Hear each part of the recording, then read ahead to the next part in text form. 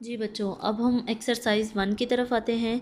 ठीक है, exercise 1 previous lecture में हमने कुछ ऑपरेशंस पढ़े थे। ऑपरेशंस ऑन सेट कौन कौन से थे? Union of set and intersection of set. ठीक है, एक दफ़ा हम उसको रिवाइज कर लेते हैं कि यूनियन ऑफ सेट क्या होता है एंड इंटरसेक्शन ऑफ सेट क्या होता है। यूनियन ऑफ सेट क्या है? दोनों सेट के एलिमेंट्स को लेना है आपने और उनको असेंडिंग ऑर्डर में अरेंज करना है। ठीक है, सीक्वेंस वाइज। और इंटरसेक्शन क्या है? दोनों सेट में आपने ऐसा एलिमेंट लेना है जो क्या हो? कॉमन हो। क्या हो? कॉमन हो।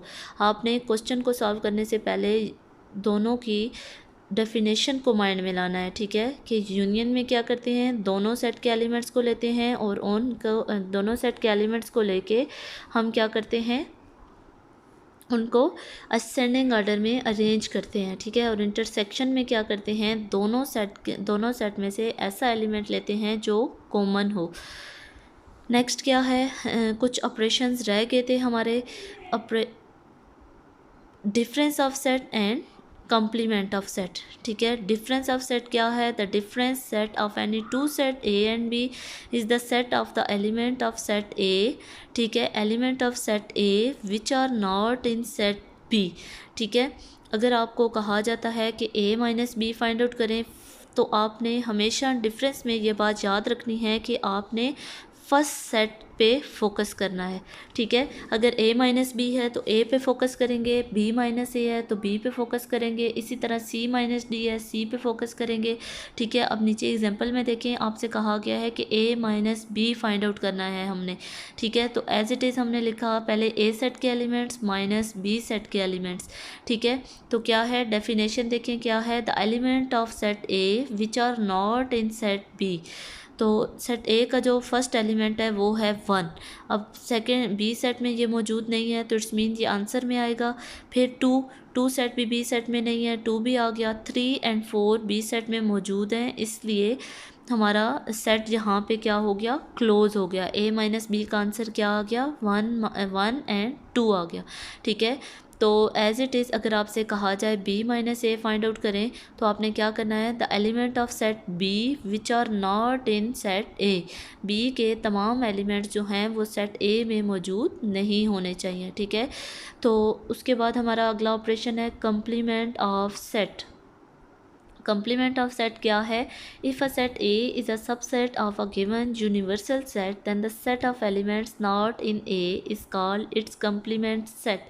ठीक है, कि एक सेट है आपके पास, क्या है? कंप्लीमेंट के लिए आपने एक बात याद रखनी है कि जिस सेट का आपको कंप्लीमेंट कहा जाए, फाइंड आउट करने के लिए आपने U में से उस सेट को माइनस करना है। ठीक है, U क्या है? यूनिवर्सल सेट है।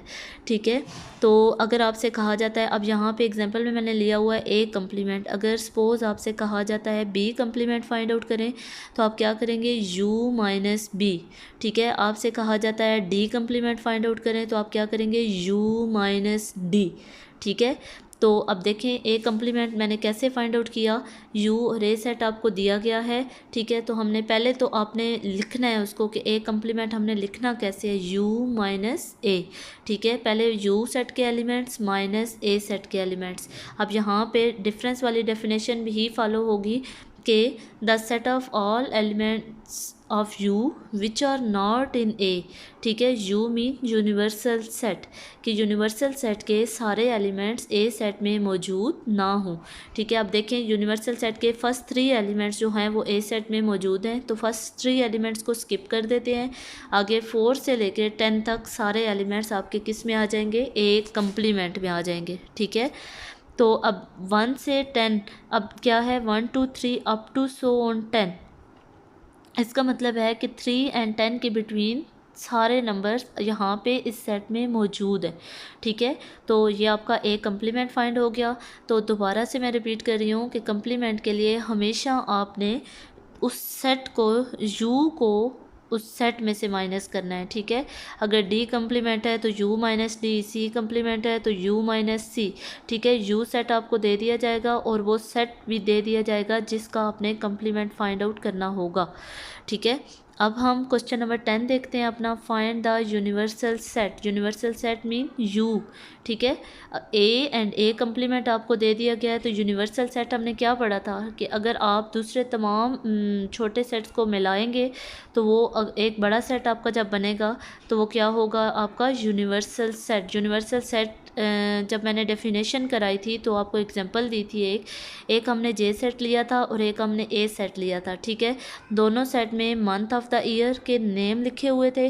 तो जब हमने यूनिवर्सल सेट उसका बनाया तो वो क्या बन गया, मंथ ऑफ द ईयर बन गया, ठीक है। तो वो आपका एक यूनिवर्सल सेट बन गया था। यहाँ पे भी एज इट इज़ है, हम ए और ए कम्प्लीमेंट को कैसे मिलाएंगे, इकट्ठा करेंगे, यूनियन लेने से, ठीक है। क्योंकि इंटरसेक्शन में तो हम जस्ट कॉमन एलिमेंट्स लेते हैं, यूनियन में हम दोनों सेट के तमाम एलिमेंट्स को लेते हैं और उनको असेंडिंग ऑर्डर में अरेंज कर देते हैं, ठीक है। तो यहाँ पे जब आप ए और ए कम्प्लीमेंट का यूनियन लेंगे तो आपका एक कौन सा सेट आ जाएगा, यूनिवर्सल सेट आ जाएगा। कौन सा सेट आ जाएगा, यूनिवर्सल सेट।